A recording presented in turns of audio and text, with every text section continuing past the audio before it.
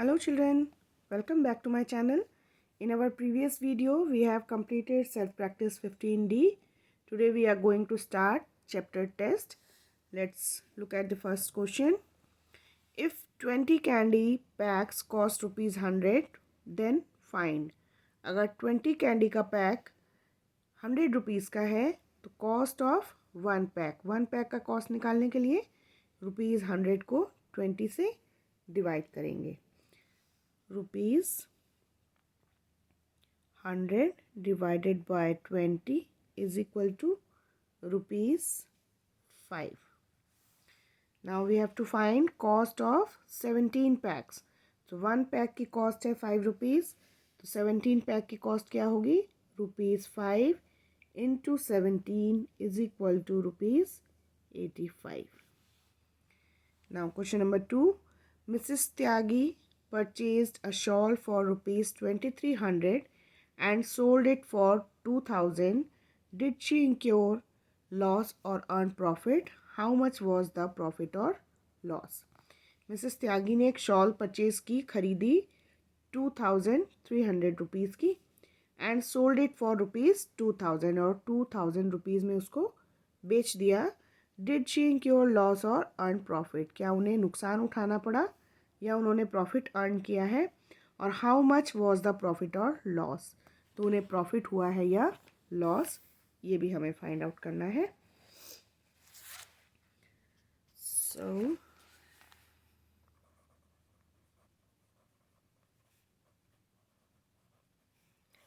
Chapter test question number 2.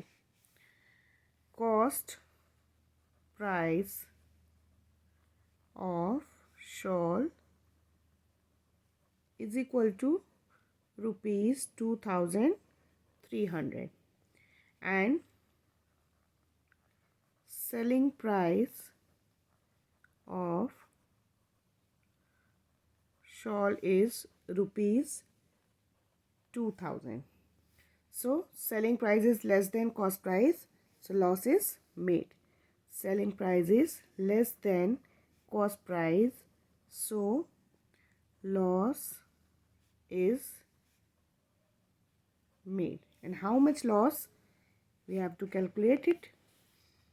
Loss is equal to CP minus SP is equal to 2300 minus 2000 is equal to rupees 300.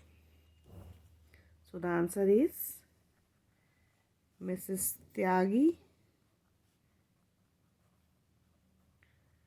incurred loss of rupees 300. Okay. Now question number 3. A cycle is purchased for rupees 3400 and transportation charges are rupees 100. The cycle is sold at 4200 rupees. What is the profit or loss percent? एक cycle है जो जब खरीदी जाती है तो उसकी cost है 3400 रुपीज़ और उसको ट्रांसपोर्ट करने के लिए 100 रुपीज़ और लगे हैं. The cycle is sold at 4200 rupees. उसके बाद साइकिल को सोल्ड कर दिया जाता है 4200 रुपीज़ में. तो पहले हमें बताना है कि प्रॉफिट हुआ है या लॉस. प्रॉफिट हुआ है या लॉस ये फाइंड करेंगे. उसके बाद हमें प्रॉफिट और लॉस का परसेंट भी फाइंड आउट करना है. ठीक है. सो देखते हैं प्रॉफिट हुआ है या loss. Question number 3.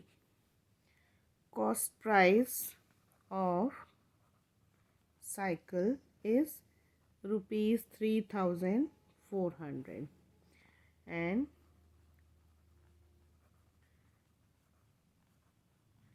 transportation charges is equal to rupees 100. Therefore total CP is rupees 3400 plus rupees 100 is equal to rupees 3500. Okay. Now selling price is rupees 4200. So SP is greater than CP, so profit is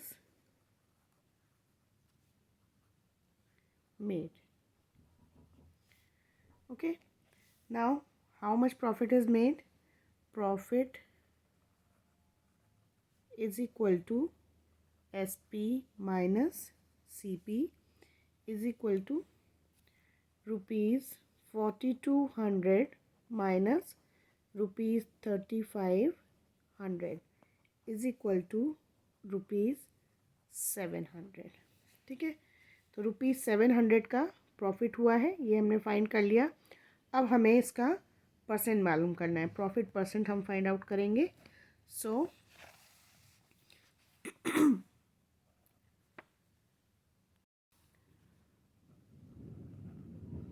profit percent is equal to profit by CP into 100. So profit है 700 rupees का, CP है 3500 into 100. So 0 0 0 0 cancel and 35 20s are 700. So the profit percent is 20%. Answer: profit percent is 20%. Okay. Now question number 4. At a music academy selection, only 10% of the participants were selected. If in all 200 participants appeared for the selections, how many were not selected? एक music academy selection में केवल 10% participants का selection हुआ है. जितने भी लोग वहाँ आए थे पार्टिसिपेट करने, उसमें से केवल 10% लोगों का सिलेक्शन हुआ है. इफ़ इन ऑल, अगर सब मिलाकर 200 participants appeared for the selection, selection के लिए अगर 200 लोग आए थे, तो how many were not selected, कितने लोग आए थे ये हमें बताया है. कितने परसेंट का सिलेक्शन हुआ है ये बताया है. कितने का सिलेक्शन नहीं हुआ है ये हमें बताना है. ठीक है, तो पहले हम 200 का 10% फाइंड आउट करेंगे. उस 10% को 200 में से माइनस कर देंगे तो हमें पता चल जाएगा कितने लोगों का सिलेक्शन नहीं हुआ है. Question 4. Total participants is equal to 200. Now percent of selected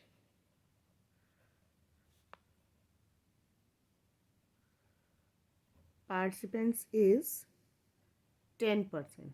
ठीक है, जिनका सिलेक्शन हुआ है उसका भी हमें नंबर नहीं मालूम है, कितने परसेंट लोगों का सिलेक्शन हुआ है ये पता है. So number of selected participants is 10 by 100. 10% means 10 by 100 into 200.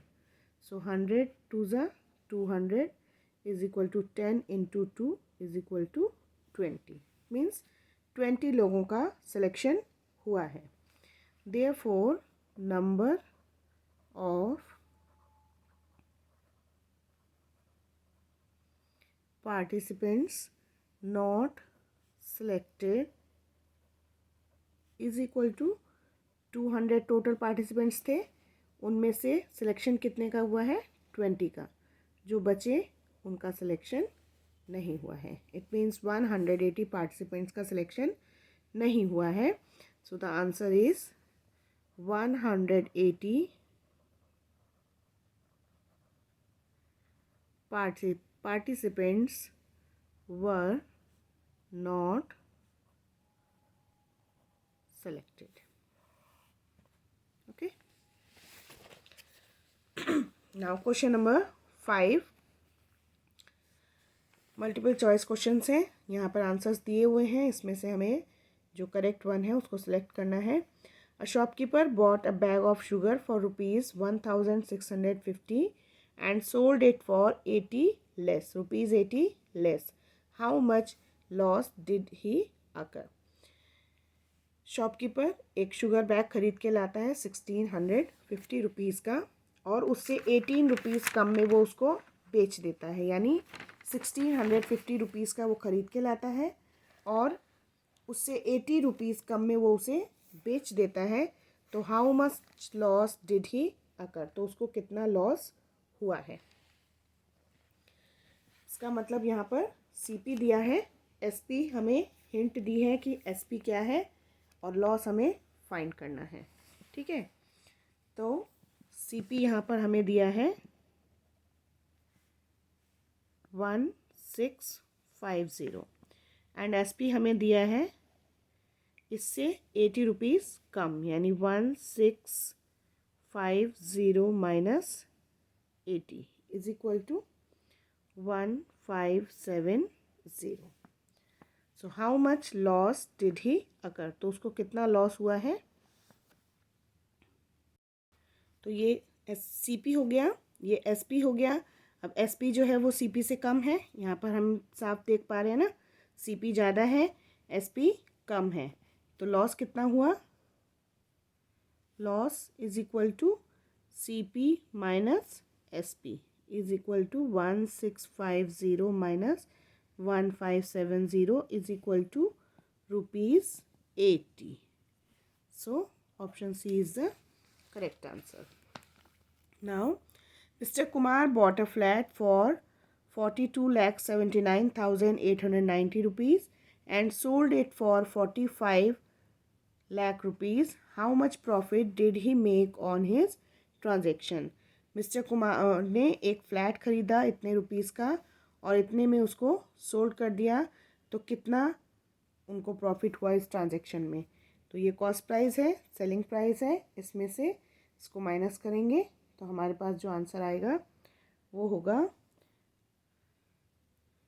2,20,110 rupees. ठीक है, इसमें से इसको माइनस करेंगे तो हमें आंसर मिलेगा। Now question number 7, a period of 6 hours is what % of the day? 6 hours पूरे डे का कितना % होता है?